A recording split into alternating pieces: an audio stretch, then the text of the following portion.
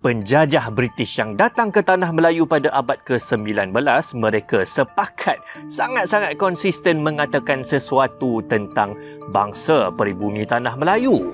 Mereka malas. Kenyataan ini ditulis dalam banyak jurnal dan tulisan mereka dan ia dibaca oleh bangsa mereka di Eropah. Jadi, mereka ni yang tak pernah datang ke tanah Melayu, mereka tiba-tiba je ada satu pandangan yang sangat konsisten tentang bangsa peribumi kita, iaitu kita semua ni malas walaupun mereka tak pernah jumpa kita semua. Dok baca buku-buku itulah. Yang menariknya, tuduhan malas kepada bangsa peribumi ni tak wujud ratusan tahun sebelumnya ketika mana bangsa Eropah ni cuma datang ke tempat kita untuk berdagang. Cuma bila mereka datang sebagai penjajah koloni yang nak kaut hasil bumi tempat kita, barulah datang tuduhan bahawa korang bangsa peribumi ni malas.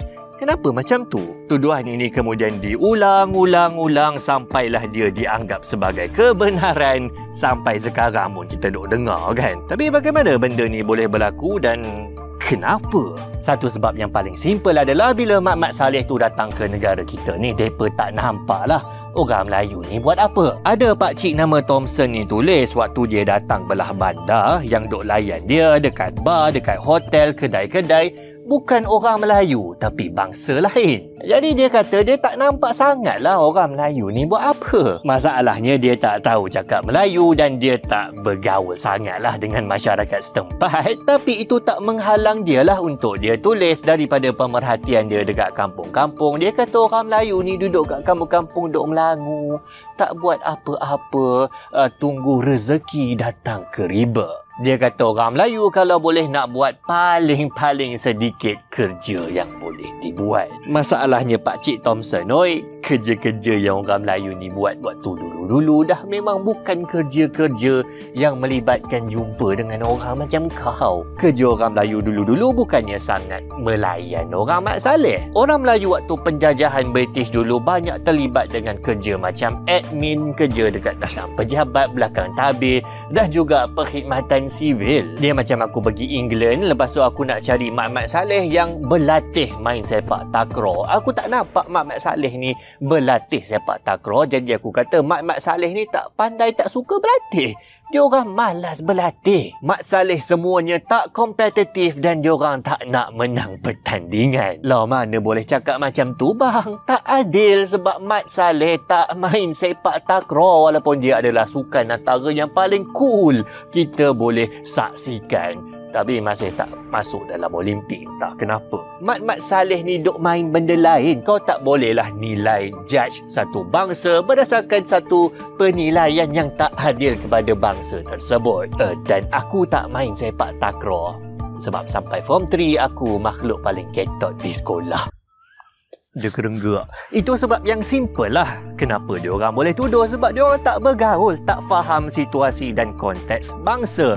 Tapi dok pergi tuduh kan, confident. Tapi sebenarnya ada sebab yang lebih deep, yang lebih dalam kenapa bangsa penjajah dok kata dekat bangsa peribumi ni sebagai malas. Dan ini kita temui pada satu laporan yang agak aneh. Ada seorang wanita England melawat rumah-rumah orang Melayu dekat Melaka dan ini penilaiannya. Dia kata orang-orang perempuan Melayu melepak di rumah. Ada yang bersihkan ikan, ada yang tumbuk padi, tapi mereka tak kisah pun nak buat kerja. Jap. Lagi sekali. Sebut balik. Mereka tak kisah pun nak buat kerja. Maksudnya orang Melayu dekat kampung-kampung ni malas lah kan menurut pemerhatian perempuan Mat Salleh ni. Tapi sebelum tu kau cakap apa? Ada yang bersihkan ikan, ada yang tumbuk padi. Jap. Itu bukan kerja ke? Jadi dalam satu nafas perempuan Mat Salleh tu kata perempuan Melayu ni buat kerja tapi mereka malas. Macam mana tu? Jadi rupanya bagi penjajah British, benda-benda kerja yang orang Melayu duk buat, yang semua orang duk panggil sebagai kerja, itu bukan kerja. Jadi orang Melayu ni malas sebab tak buat kerja. Jadi kerja ni apa? Malas ni apa bagi geng-geng penjajah sekalian, oi? Biasanya bila orang sebut perkataan malas, apa maksudnya? Bila kita sebut perkataan malas, kita akan terbayang orang yang duk melangu lah, orang yang duk tak buat apa-apa kan. Orang yang duk main Dota walaupun dia adalah student tajaan dan duk harap orang suap makan ke dia tak boleh dan tak nak cari makan sendiri. Dengan kata lain, perabih borah. Kalau orang macam ni memang iyalah betul lah, memang patut dikecam. Kau tempek, kau cop malas dekat dahi dia. Cumanya malas yang macam ni bukannya ada dekat bangsa Melayu, bangsa peribumi je.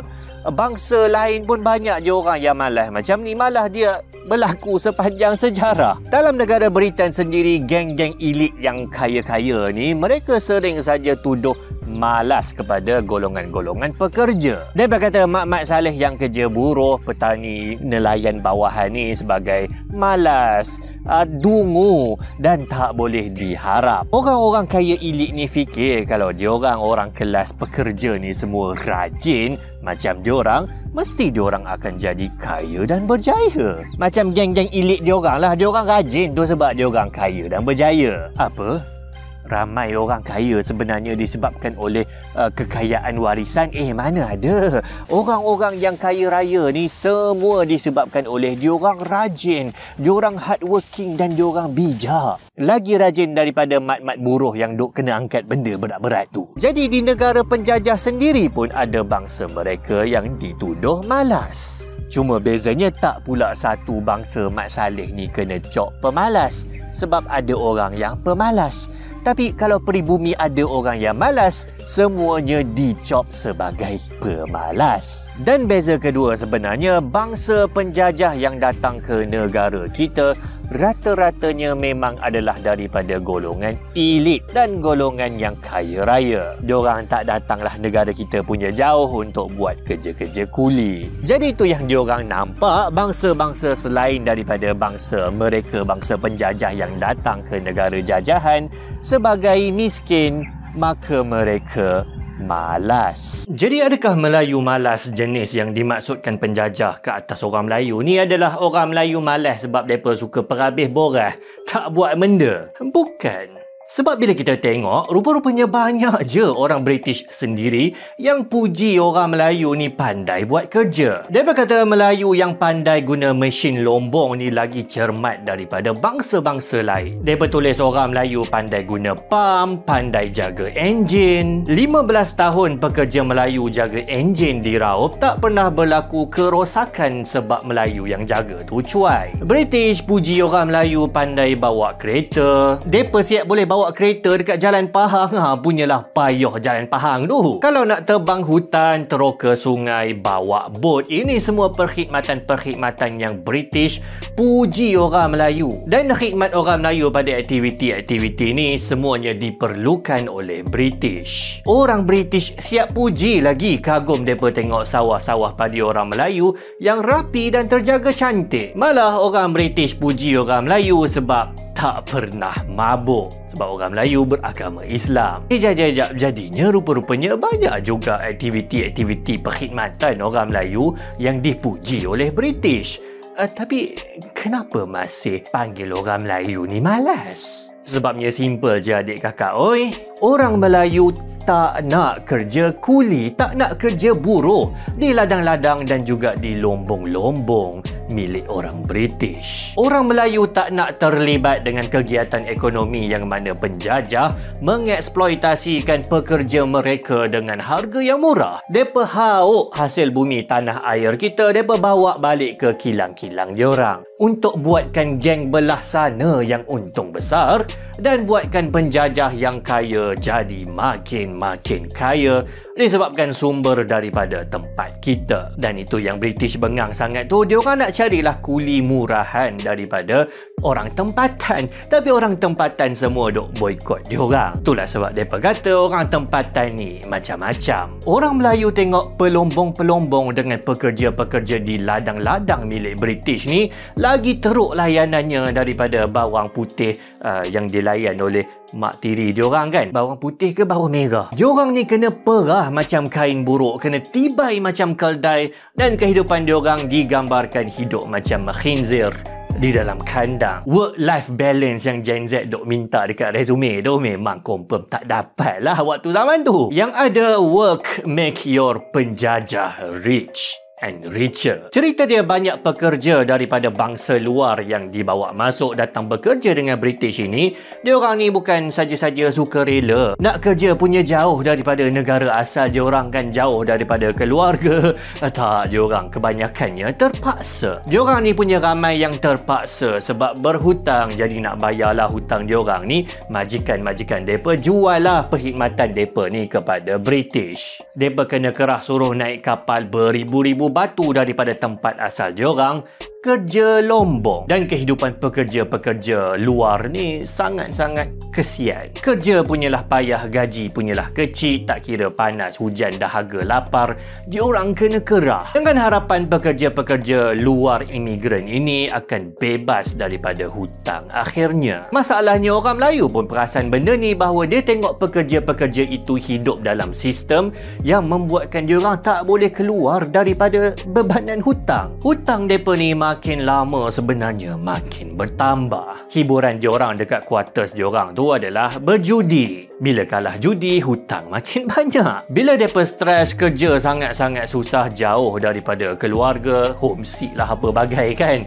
diorang minum arak dan mereka ambil dadah opium. Asalnya ramai-ramai pekerja luar yang datang ke tanah Melayu ni tak pernah sekali pun diorang ambil opium dadah ni. Tapi bila mereka dah ambil, apa yang jadi adalah mereka makin ketagih. Makin banyak diorang akan beli. Makin diorang terperangkap dalam hutang. Dan cerita dia, siapa yang duk jual dadah opium dengan arak ni? British lah. Cara tambahan diorang buat duit. Sambil diorang dapat untung besar jual benda-benda ni, diorang dapat juga untuk kekalkan pekerja-pekerja mereka untuk kekal berhutang. Maka mereka semakin bergantung kepada majikan mereka dan mereka susah nak keluar daripada kehidupan yang macam tu. Jadinya Melayu yang duk tengok realiti pekerjaan, kehidupan di bawah penjajah ni, kau merasa Melayu ni akan pilih tak nak buang kehidupan mereka sedia ada dekat kampung-kampung, dekat tempat asal mereka, nak duduk jauh daripada keluarga untuk kena perah macam kain buruk? Agak-agak Melayu nak pilih tak hidup macam tu?